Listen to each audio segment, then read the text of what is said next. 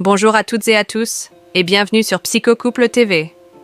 Aujourd'hui, nous abordons un sujet qui peut sembler sensible, mais qui est essentiel pour mieux comprendre les dynamiques dans les relations amoureuses, la faiblesse des femmes.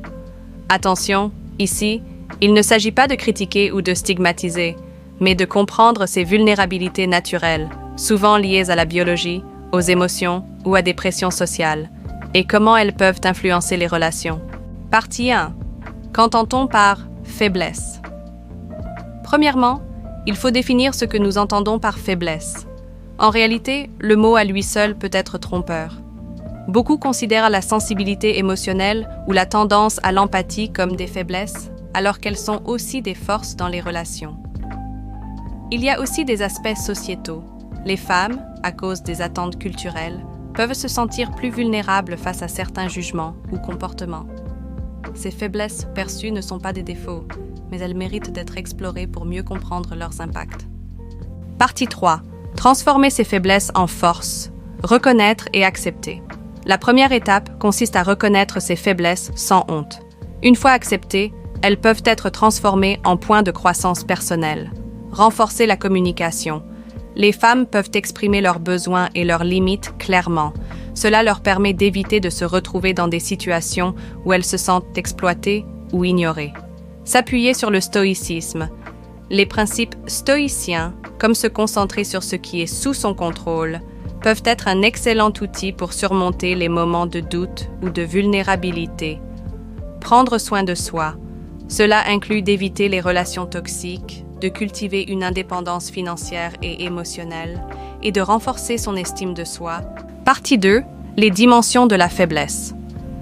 La sensibilité émotionnelle. Beaucoup de femmes ont une aptitude naturelle à détecter les émotions chez les autres, ce qui peut parfois les rendre vulnérables aux manipulations émotionnelles.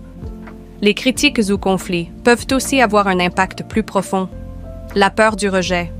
Les normes sociales poussent souvent les femmes à rechercher l'approbation ou à éviter les conflits, ce qui peut les conduire à s'oublier pour maintenir une harmonie apparente dans la relation. Les pressions sociétales et culturelles. Ces pressions incluent le besoin de répondre à des standards de beauté ou de remplir des rôles traditionnels dans le couple. Cela peut créer un stress émotionnel et un sentiment d'échec. La dépendance émotionnelle ou financière. Certaines femmes, par choix ou par circonstance, peuvent dépendre de leur partenaire, ce qui peut créer une sensation de vulnérabilité ou de perte de contrôle. Partie 4. Comment les partenaires peuvent aider? Écoutez sans juger.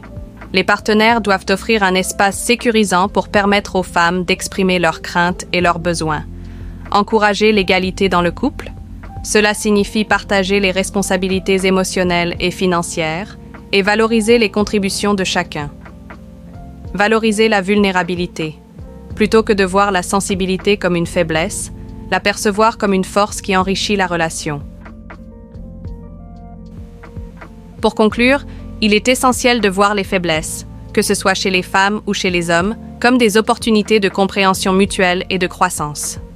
En reconnaissant ces vulnérabilités avec respect et empathie, nous pouvons créer des relations plus épanouies et plus harmonieuses. Si vous avez trouvé cette vidéo utile, n'oubliez pas de liker, de commenter et de vous abonner à Psychocouple TV. Partagez vos expériences et vos réflexions en commentaire, nous serons ravis d'échanger avec vous. Merci de votre attention et à très bientôt.